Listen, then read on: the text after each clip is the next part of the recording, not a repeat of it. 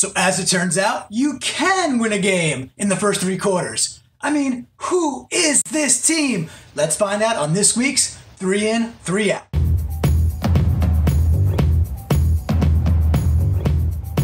All right, flock, welcome in, and that is the correct term for today because, as you know, if you follow 3 In, 3 Out, which is written, performed, and distributed exclusively for the Seahawks podcast, the best Seahawks podcast on the entire interwebs. If you know, then you know, and we got one rule. Well, we got a couple rules, but we got one major rule. When we win, we start with an in. So let's dive in right now. By now, you ought to know that we like to go a little bit deeper into the nooks, into the crannies, into the valleys, perhaps even the abyss if we need to, only to emerge with some nugget of wisdom that we spotted because we, the flock, have our eyes and our peepers on it and our minds and our hearts open to the Hawkra. What I want to talk about today, first out of the gate, may have got lost in the shuffle, but I think it's a big deal for the rest of this season. I want to give the first in to Mike Davis. You might be thinking, I didn't see all that much of Mike Davis on the field. But we did see Mike Davis on the field. So A1, Davis got some key touches in lieu of Penny. To me, this cannot be underscored. Here's the bottom line.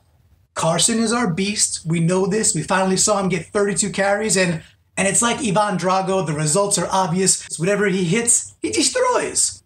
That kind of sounded like Count Chalky a little bit. That's kind of getting me hungry. What I like about this so much is just 2 things. Number 1, I think Mike Davis is a darn good running back. It's apparent to me that every time that dude is in the game, he's doing good things. I don't know, I kind of have a philosophy in life that if people do good things, give them more to go do. If we have Carson and Davis as our 1-2, that is a very under-the-radar RB combo, and I think we can be successful with it. So it might seem small, but seeing Mike Davis in this game, seeing him get some key contributions where those touches would not have been his in week 1 and week 2, that's big going forward. So the first in for our first win goes to Mike Davis.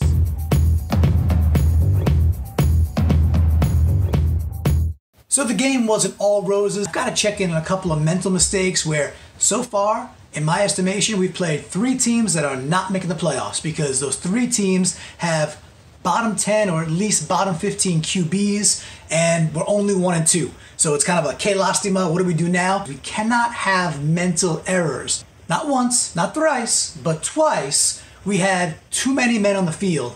And while we love the number 12, how are we breaking huddle with 12 dudes? It was kind of funny too. It was kind of bookended.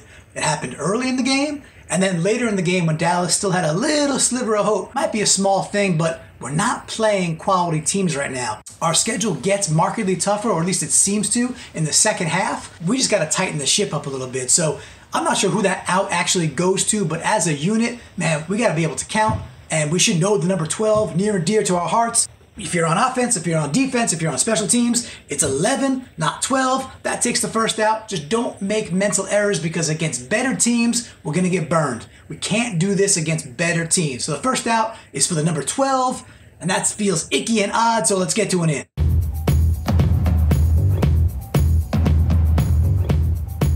All right, I am man enough and secure enough in all that I do that when I am wrong, I could admit that I was wrong. So this is a cool in, not only because the player played well, but because I was wrong.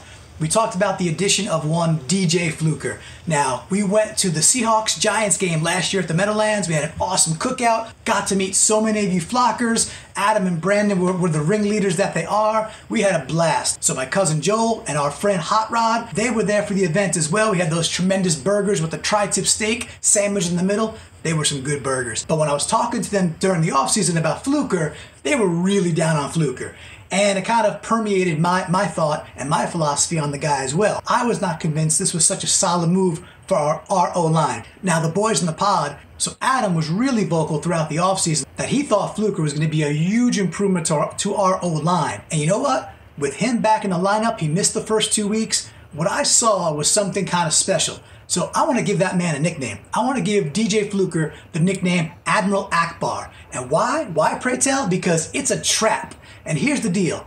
With Fluker in, we can run trap plays, we can run them near the goal line, and we can get positive yards where Carson is not getting touched until he's at least a yard or two, maybe even 3 yards downfield. And then he's blasting a linebacker, falling forward for 2 more yards. Our ability to run the inside trap like that is a big, big difference. I was wrong. Adam and Brandon were right. DJ Fluker is a difference maker. Let's call that man Admiral Akbar, because with him, it is a trap.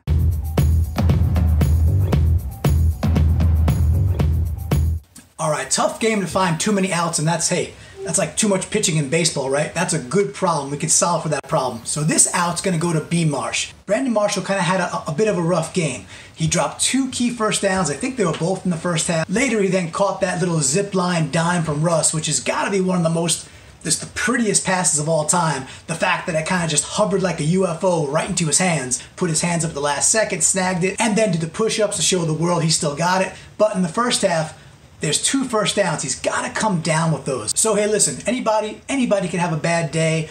Marshall has had an amazing career. He's been good as a Seahawk thus far. But in this game, in this instance, I got to give the out to B. Marsh. I just hope he bounces right back. I don't think Russ is going to lose any trust in him. I think Marshall's going to continue to contribute in very important ways. But for this game, in this moment, he takes the out. You got to catch at least one of those. Preferably, you got to catch both of those. They're very catchable balls. You got to move the chains. So we got to do a better job there. So the out goes to B. Marsh. However, you know what? We got Arizona this week. Come back and score 2 touchdowns. And hey, all's forgiven.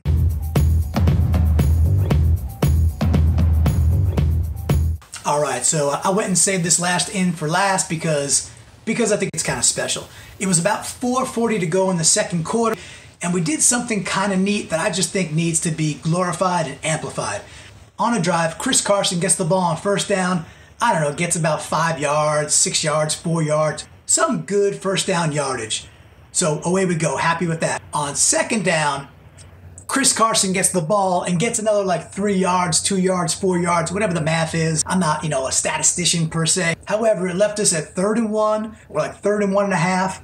And what do? So I'm hacking away on Twitter saying, give the ball to Carson. I will take the alternate answer that we got, which was a fullback draw to Trey Madden. He plows ahead. He gets the first down. I think everybody in the flock who watches 3 and 3 out, I think you understand that I'm not the biggest Trey Madden fan, so I'm not giving the in to Trey Madden. That's not the case, but I am giving the in to the Seahawks offense for having the gumption to go run, get some yards, run, get more yards, 3rd and short, run, and get that first down. I was standing up and cheering for a 3rd and 1 fullback plunge that we executed on. I was literally out of my chair cheering because of a 1.5 yard plunge, because to me, it is that significant. Hopefully we got our groove back. Hopefully we are Stella. Hopefully we're on that beach and there's, well, you guys probably know that movie and what happens there. I don't need to go into detail. My kids may watch this, but I feel like we got our groove back, and I feel that drive and that sequence within that drive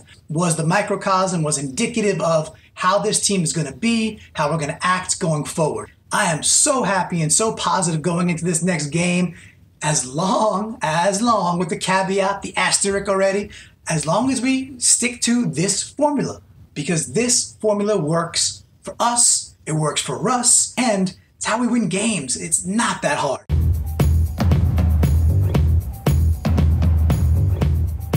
All right, for this last out, we're gonna kind of bookend this. We started with Mike Davis, and if you're thinking through some modus tollens or some if P then Q logic, it's kind of like this. If Mike Davis, then not Rashard Penny, right? Penny gets the out. Now listen, I know the guy only got, I think it was 3 carries, and I'm not trying to kill a rookie. Sean Alexander did not look good his rookie season, but I'm hopeful that the team is realizing, you know what? Hey, Penny is not better than Mike Davis in all aspects. So blocking out of the backfield or just plunging ahead for a few yards. And the part that's still kind of disappointing is that with the touches he did get, he's just more sideline to sideline. I know that's a tremendously small sample size, only 3 runs, but there's a reason he only got 3 runs. As we celebrated that earlier with the, I don't want to call it emergence, but with the presence of Mike Davis, underrated Led Zeppelin album, by the way, I still got to give the out to Penny, because with those limited touches, it's just not inspired football right now. And again, not trying to kill an individual. I want him to be great. I think that Pete and I think Shadi realized, hey, this dude needs some time to mature. I'm hopeful that he just doesn't get a lot of live action right now until that happens. And then maybe next year he's got a bigger role. But for right now, we have more talented people who know how to get positive yards much more often, named Chris Carson and Mike Davis. So let's use them. The out goes to Penny.